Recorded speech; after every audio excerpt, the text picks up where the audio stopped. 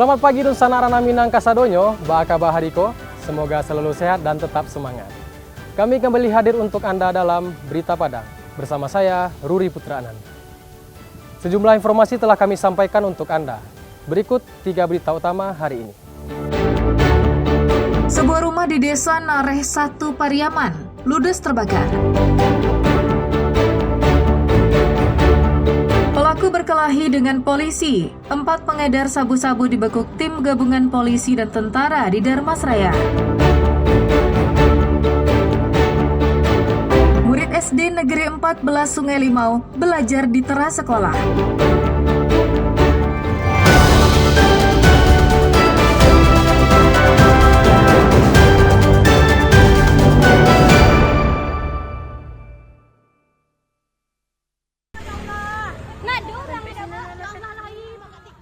Sebuah rumah warga di Desa Nareh 1 Pariaman ludes terbakar pada Senin malam.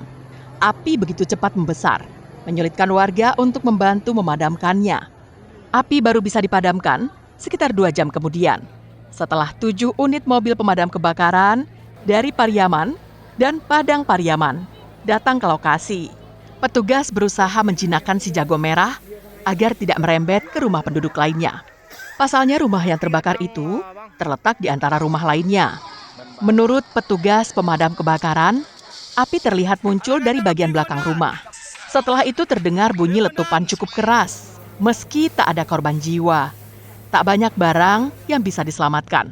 Sedangkan kerugian mencapai 500 juta rupiah. Informasi yang kita temukan, kita dapatkan dari warga melihat api berasal dari arah belakang rumah, mungkin dapur. Sekitar 5 menit habis itu ada letupan yang terdengar, api langsung menjalar ke atap rumah. Api langsung besar mengakibatkan runtuhnya atap rumah. Hingga Selasa sore, polisi masih menyelidiki kebakaran itu untuk mengetahui penyebab pastinya. Eki Rafki melaporkan dari Pariaman.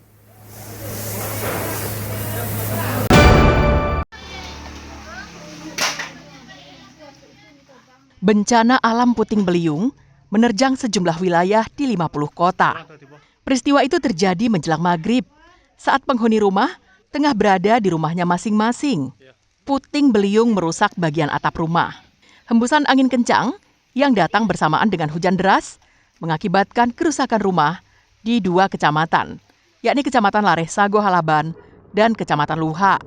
Wilayah yang paling parah terdampak berada di Jorong Kapalo Buki dengan 7 rumah yang terdampak.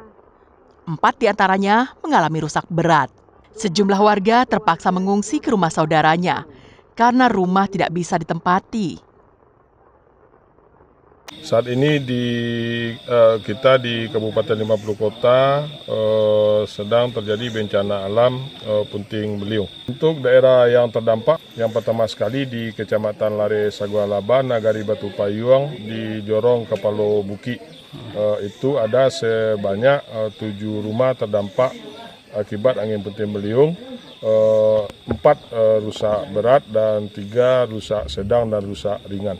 Beruntung hujan deras berlangsung dengan singkat, sehingga air hujan tidak banyak menggenangi rumah. Selain di Nagari Batu Payuang, puting beliung juga terjadi di Nagari Mungo, Kecamatan Luak. Ilasul Ihsan melaporkan dari 50 kota.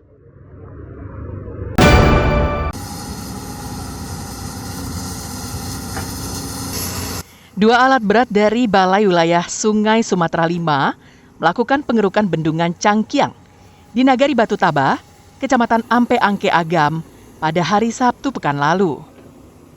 Lokasi ini dikeruk karena mengalami pendangkalan akibat terdampak banjir lahar dingin Gunung Marapi yang terjadi tahun lalu. Pengerukan akan dilakukan selama 15 hari. Pengerukan sedimen dengan kedalaman 2 meter berupa material pasir hitam dan bebatuan besar.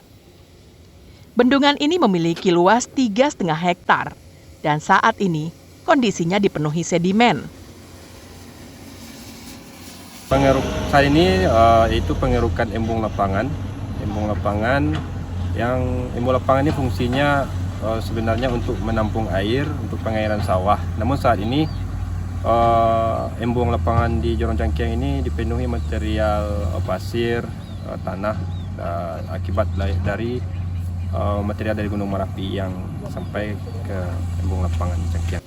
Pengerukan merupakan bagian dari mitigasi bencana, mengingat pendangkalan yang terjadi di bendungan. Jumlah material pasir yang dikeluarkan diprediksi mencapai 6.000 kubik dari total keseluruhan yang mencapai 23.000 kubik. Diharapkan upaya ini dapat mengantisipasi bencana banjir akibat luapan air dari dalam bendungan yang penuh sedimen. Pengerukan yang dilakukan kali ini merupakan yang ketiga kalinya sejak bendungan ini terdampak aliran lahar dingin. Dina Amrina melaporkan dari Agam.